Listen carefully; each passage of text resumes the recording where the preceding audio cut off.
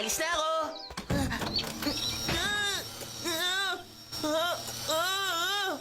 Anong ginagawa mo? Ito ay magic hand. Ginamit ito noong ika-22 siglo. Eh di wag mong gamitin sa akin yan. Kailangan pigilan ka namin kahit anong mangyari.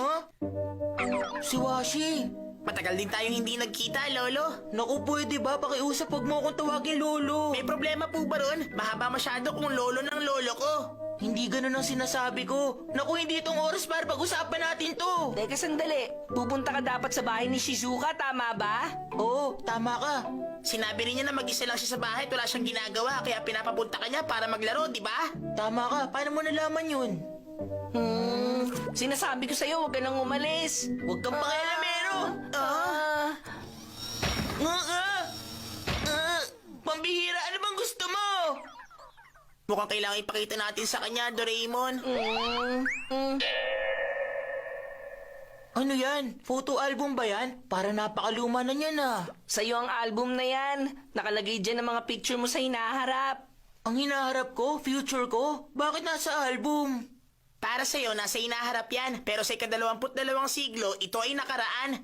Kung gano'n, nandito yung mga picture ko nung 10 na 20 years old na ako. At nandyan din yung mga picture nung kinasal na ako. Oo nga, tama ka. Pero ang problema, nandito sa picture na to. Oh, teka. Ako to ah.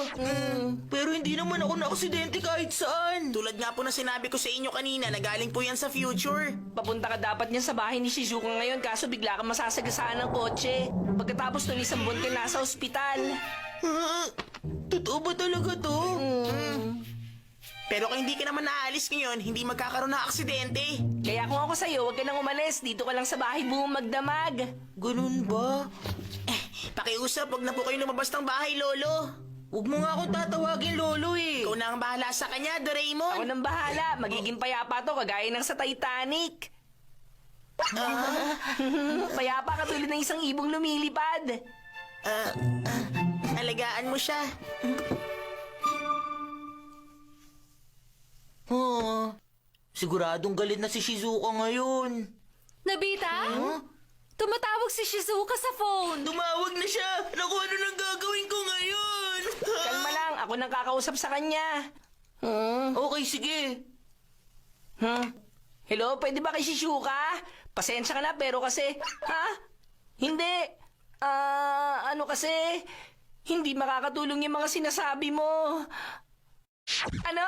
Magandang kwento ng comics? At masarap na mga dorayaki! Mangako ka sa akin na wala kayo pagsasabi. Pupunta tayo nga sa bahay ni Shizuka.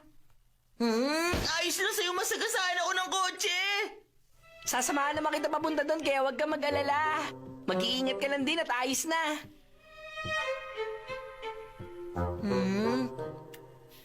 Magpapaalam na muna ako kay Mama.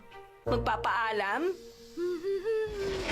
Mama, Ano yon? maraming salamat po sa pag-aalaga sa akin. Ha? Minahal niyo po talaga ako ni Papa. Maswerte po ako na maging anak niyo. Pero ngayon, kinakailangan ko na po magpaalam sa inyo. Ha? Bakit bigla mong sinasabi mga yan? Baka po kasi hindi na tayo magkita kahit kailan, Mama, kapag umalis na po ako ngayon sa bahay. Teka, saan ka naman pupunta? Sa bahay ni Shizuka. Ha? Alam ko naman kung saan ka pupunta. Napakadrama mo naman kanina. Pero kasi, Teka sandali, saan ang daan natin papunta sa bahay ni Shizuka? dito tayo dadaan syempre. Ayos, at para mas ligtas tayo. Ang Time Television! Magagawa ng Time Television na ipakita sa atin ang future makalipas ang 10 segundo.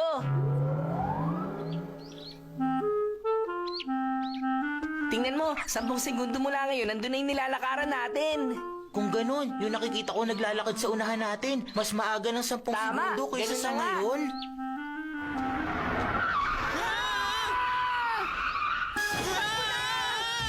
Masasagasaan ka rin sa kanto!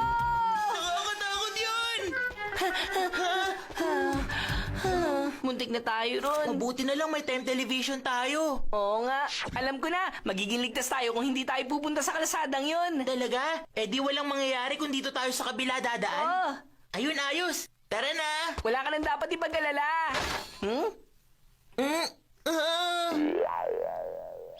Naku, Naku, lagot na! Ay, napakan mo yung kotseng laruan ko! Pasensya ka na, hindi ako nag-iingat. Pakiusap, patawarin mo ako. Anong ginawa mo?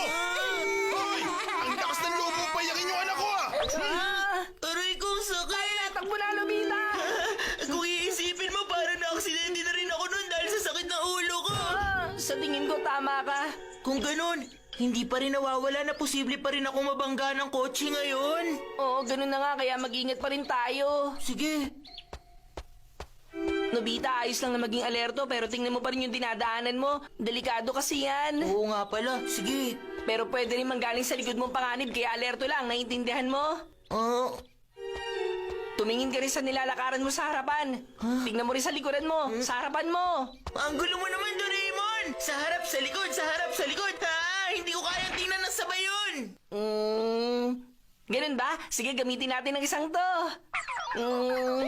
Time television. Oo nga pala, meron tayong ganyan. Ba't ngayon mo lang uli kasi inilabas yan?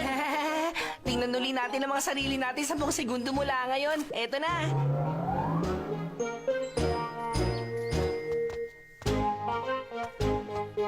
Mukhang ayos naman itong dinadaanan natin. Makikita natin agad ang mga sasakyan kahit saan pa sila galing.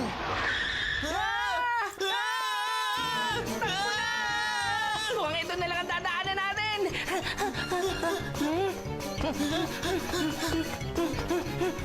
Delikado rin dito. Dito tayo. Hindi rin pwede dito. Wala tayong ligtas sa madaanan. Pambihira naman. Anong gagawin natin ngayon? Alam ko na. Simula ngayon, hindi na tayo dadaan sa kalsada. Halika na. Ah! Magiging ligtas tayo kung puro mga bahay lang ang dadaanan natin. Sigurado ka ba talaga dyan? Wala na tayong pagpipilian pa. Lakad na. Makikiraan lang po.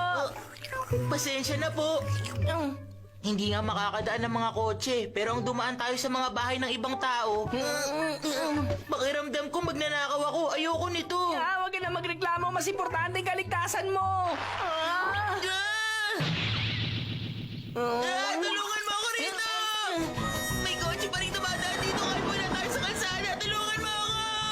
Naku, ano ba naman yan? May mga nag-aaral magmaneho dito sa bakuran nila. Alis ka dyan! Hindi ko alam kung paano mahintayin to! Mag-isip ka na kahit ano, Doraemon! Ililigtas kita, Nobita!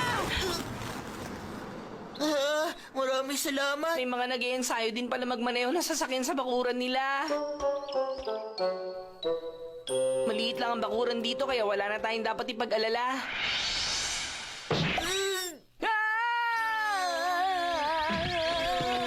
Anong ginagawa niyo dito sa bakuran ko ha? Mga magnanakaw kayo? Sandali, hindi po kami magnanakaw. Ka na magpaliwanag! Sandali lang po. May tatanong lang po ako sa inyo, sir. Nagmamaneho rin po ba kayo ng sasakyan? Aba, nakilala mo pala ako ha? Oo, taxi driver nga ako. Mukhang hindi pa rin tayo nakakatakas hanggang ngayon sa mga sasakyan. Ano? Nandito ba kayo dahil umiiwas kayo sa mga sasakyan? Kung ganun pala, nagkamali kayo ng pinuntahan. Bakit naman po? Madalas kasing binabangga ng mga truck ang mga bahay na ito dahil sa biglang liko ang daan dito at sobrang bilis ng pagpapatakbo nila.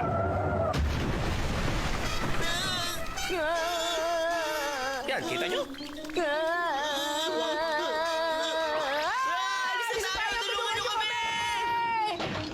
Alam ko na, may mas ligtas pa tayong pwedeng daanan. Talaga? Saan naman? Ligtas tayo kung dadaan tayo sa mga bubong, tama? Bakit kaya ngayon ko na naisip ang paraan na to? Hay nako, ang hina ko talaga. Imposible namang may dumaan pang sasakyan dito.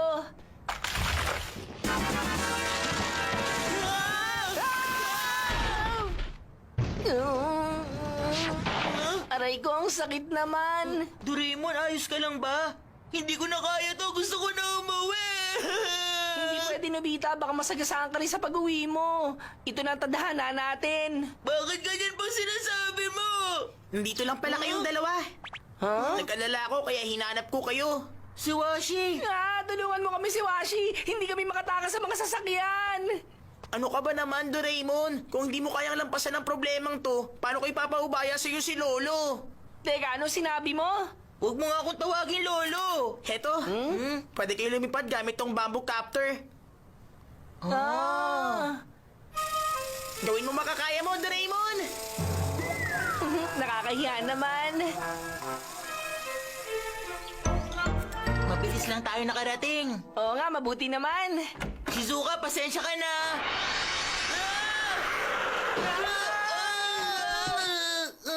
Ayos ka lang ba? Kaya mo yan, Nobita? Naku, pasensya na. Nainip kasi ako kaya inaya ko muna si Bianco na maglaro dito sa bahay. Oh? Buti nga! Bleh! Ayan, okay ka na ulit, Nobita.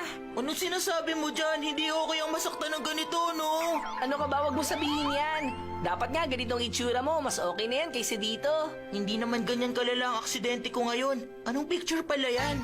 Ewan ko.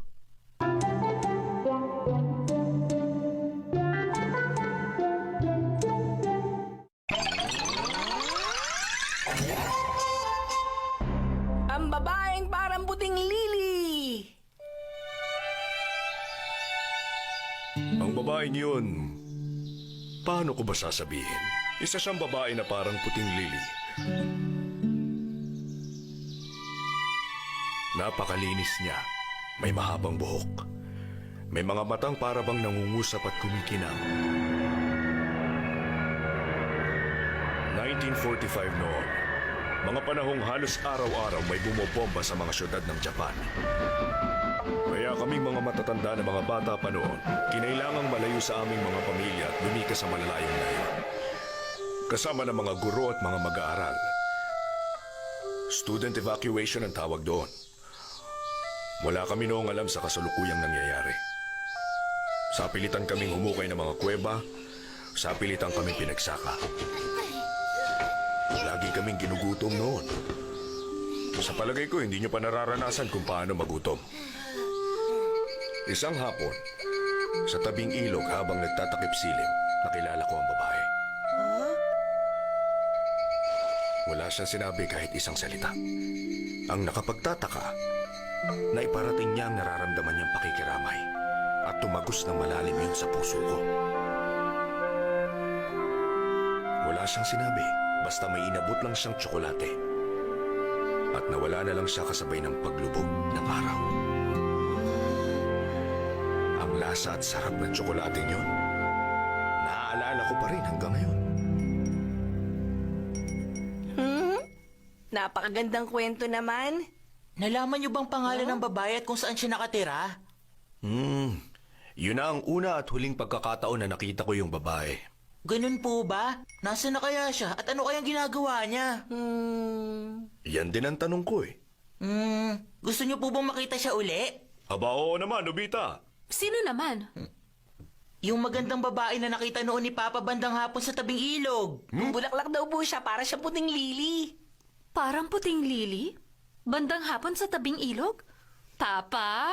Sino yung babaeng parang puting lili, ha? Nako, wala yun, Mama. Ano sinasabi mo? Wala lang yon. Wala lang yun. Babaeng parang